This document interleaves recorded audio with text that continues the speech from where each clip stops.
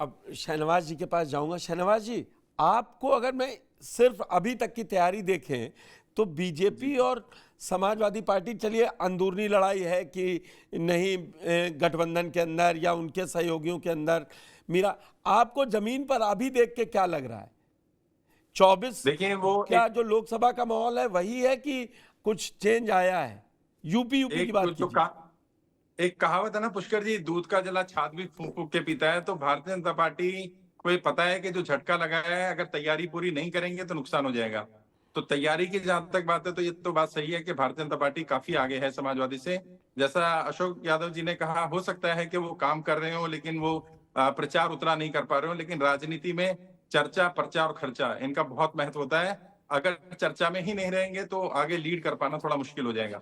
लेकिन ये बात मैं बताना चाहता हूं कि जिन मुद्दों के आधार पर भारतीय जनता पार्टी को रिजेक्ट किया, या रिजेक्ट तो नहीं कहेंगे, नुकसान हुआ उत्तर प्रदेश में या देश में, वो मुद्दे अभी मरे नहीं है, वो मुद्दे जिंदा हैं और उन मुद्दों पर काम करना पड़ेगा। और जो पीडीए का फॉर्मूला है वो मुझे लग रहा है काफी इफेक्टिवली काम कर रहा है। अगर इंडिया गठबंधन साथ मिलकर के लड़ाई लड़ता है तो भारतीय जनता पार्टी के लिए इन्हें जीतना आसान नहीं होगा। हाँ, ये बात है कि जो भारतीय जनता पार्टी सीटें जीती हुई है शायद वो जीत जाएंगी, और जो समाजवादी जीती हुई है या इंडिया गठबंधन जीता हुआ वो जीत जाएगा। 1-2 सीटों का फर्क हो जाएगा। तैयारी के मामले में मैं राघवेंद्र जी से बिल्कुल सहमत हूं। भारतीय जनता पार्टी की तैयारी समाजवादी से ज्यादा अच्छी नजर आ रही है, ग्राउंड पर भी नजर आ रही है, और मीडिया, सोशल मीडिया में भी काफी चर्चा है उनकी। ठीक है, आपने जो एक ग्राउंड पे मुद्दों की बात करी, मैं सेकंड राउंड में आऊंगा। अभी जरा मैं ए.के. भामरी जी से भी ये समझ लूं। भामरी साहब, क्या लग रहा है, मीरापुर से मझुआ तक 10 सीटें हैं, और जिसके पास जो सीट है ना, अगर मैं आपसे सीट वाइज डिस्कस कर लूं तो वो ज़्यादातर मैक्सिमम सीटें उसकी खाते में हैं। आप अगर समाजवादी पार्टी की सीटें देख लें पहले, तो करहल है, कटेरी है, कुंदरकी है, सीसामऊ है। इन कटेरी में ऊपर नीचे होता रहा है, चुनाव बदलता रहा है, लेकिन करहल में, सीसामऊ में ये लोग नहीं जीते हैं, कुंदरकी में नहीं जीते हैं। लेकिन वहीं गाजियाबाद में, खैर में, मझुआ में कभी समाजवादी पार्टी नहीं जीती। मतलब हाल फिलहाल के चुनाव। तो आप किस तरीके से इस तैयारी को देख रहे हैं, क्योंकि टफ कॉन्टेस्ट है? पुष्कर जी, सबसे पहले तो आपको नमस्कार, सभी पैनलिस्ट को नमस्कार। देखिए, उपचुनाव ये बहुत ही मुश्किल उपचुनाव है, ये कहा जाए तो सही रहेगा। अभी हाल ही में आपने देखे लोकसभा के नतीजे आए हैं, उससे एक बात तो बिल्कुल साफ है कि बीजेपी को बहुत नुकसान हुआ है। तो सवाल ये है, क्या बीजेपी अब उससे उभर पाएगी कि नहीं उभर पाएगी? वैसे तो हमेशा कहा जाता है कि उपचुनाव में जब भी जिसकी राज्य की सरकार होती है उसके लिए थोड़ा आसान होता है, लेकिन इस बार थोड़ा मुश्किल लग रहा है। उसके दो पैमाने हैं। मेरे को लगता है कि ये छोटा दंगल है, ये जीतना बहुत जरूरी है दोनों पार्टियों के लिए।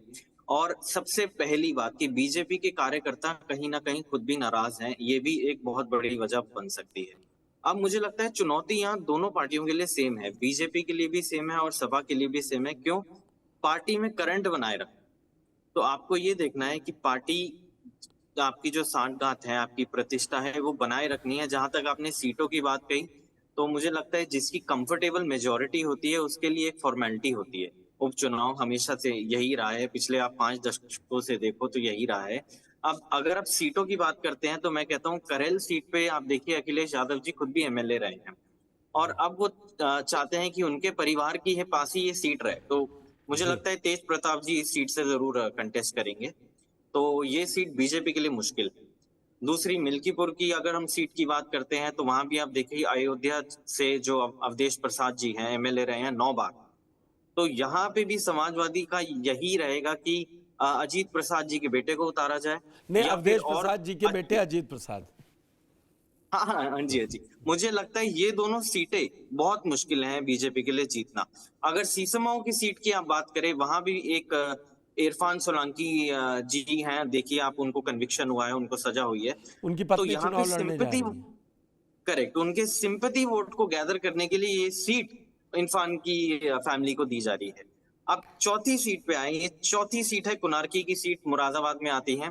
यहाँ पे मुस्लिम मेजोरिटी ज्यादा है, और आप देखिए जियाउर रहमान एमएलए रहे हैं, जी। उनका स्ट्रॉन्ग होल्ड है। तो 60% की मुसलमान की मुस्लिम सीट है, ये भी बहुत मुश्किल है। कटक की बात करें तो कटक में अम्बेडकर नगर की सीट कटेरी आती है यहाँ कटेरी पे। कटेरी। हाँ जी, सॉरी, कटेरी, इंग्लिश में आई जस्ट से कटक। तो हाँ। उसमें आप देखिए कि लालजी वर्मा जी की यहाँ पे बड़ी अच्छी कंट्रोल है, तो ये सीट भी बीजेपी के लिए मुश्किल सीट है। तो यहाँ पे अगर मगर फिर देखिए अगर आप चुनाव, बात करेंगे ना भामरी साहब, तो गाजियाबाद सीट पे 1,96,000 वोटों से लीड इस टाइप की है, 1,84,000 22 के चुनाव में, मतलब 1.5 लाख से ऊपर थी सारी। सुनील शर्मा की हो, अतुल गर्ग की हो, अतुल गर्ग की खाली हुई सीट ये है। खैर में थोड़ा आपकी समस्या आ सकती है, क्योंकि खैर में जो 24 के चुनाव हुए उसमें विधानसभा में ये पीछे रह गए, इसीलिए वहां पर ये टेक्निक लड़ाएंगे, क्योंकि आरएलडी अगर इनके साथ आ गई तो जीत, आरएलडी साथ है ही, आ क्या गई तो हाँ बड़ी जी, हाँ। लड़ाई। आप अपर हैंड देख रहे हैं समाजवादी पार्टी के लिए, लग रहा।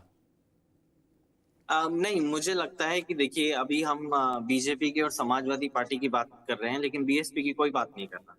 जैसे ही मैं बीएसपी की अगले अगर राउंड एंट्री में हो आता है, जाती है इसलिए पार्टी चलिए। की, हाँ जी, त्रिकोणीय मुकाबला, मैं आशंका जताना चाहता हूँ कि ये त्रिकोणीय मुकाबला भी हो सकता है। सबसे पहली बात कि देखिए अगर आप दलित और मुस्लिम वोट पे आते हैं, ये पुराना फॉर्मूला है। तो और जी। समाजवादी पार्टी से जाटव वोट किसका है, ये तो आप देखिए, ये भी फैक्ट है। और अब देखिए पीडीए का जो फॉर्मूला है, मुझे लगता है ये चलेगा जरूर। अगर ये चटकता नहीं है तो ये जरूर पार्टी बनाने के लिए और ये सीट बचाने के लिए काम आएगा। ठीक है भामरी साहब, मैं समीकरण आता बदल हूं आपके सकते हैं पास, बीएसपी की एंट्री से। नेक्स्ट राउंड में आता हूं आपके पास। राघवेंद्र जी, मैं समाजवादी पार्टी के प्रवक्ता की बात नहीं कर रहा, और आपके अपने दावे, उनके अपने दावे हैं, लेकिन मेरे दोनों और दो को पैनलिस्ट हैं जो राजनीतिक विश्लेषक हैं, उनका मानना है पीडीए आपको डंट कर रहा है। और एके भामरी जी सीधे कह रहे हैं कि अगर पीडीए चटका नहीं तो आपको अपनी सीट जो गेन है वो तो बचाना मुश्किल है ही, लेकिन दूसरे में सेंध लगाना मुश्किल है। बड़ी बड़ी रैलियों में दावे कर ले नेता, लेकिन जमीन पे जो हमारे पैनलिस्ट हैं उनको ये समझ में आ रहा है। आपको क्या लग रहा है, पार्टी उसका एनालिसिस कर रही होगी? नहीं, हम लोग ईमानदारी से काम कर रहे हैं पुष्कर जी। पहली बात तो इनका पीडीए धरातल पे कहीं नजर नहीं आए।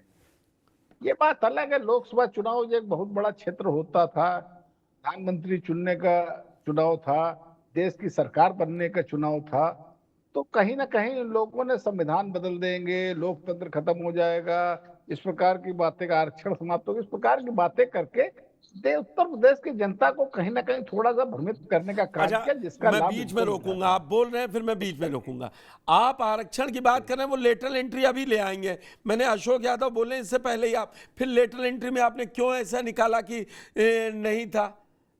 आरक्षण दिया आपने लेटरल एंट्री में, जो सीटें निकाली फिर वापस लेना पड़ा ना। तो वो लोग जो शहनवाज चौधरी जी हो या एके भामरी जी हो, उनका यही कहना है कि ये बड़ा इंटैक्ट फॉर्मूला अखिलेश यादव के हाथ लग गया है। नहीं, हमें नहीं लग रहा है। देखिए, ये जो उत्तर प्रदेश का विधानसभा चुनाव होने जा रहा है, इसकी 10 सीटें किसी के पाले में आए, इससे सरकार कहीं प्रभावित नहीं जा रही। उत्तर प्रदेश की जनता, देश की जनता आज की तारीख में इतना जागरूक हो गई है, सरकार को अगर हम वोट देंगे तो निश्चित रूप से कहीं ना कहीं हमको लाभ मिलेगा।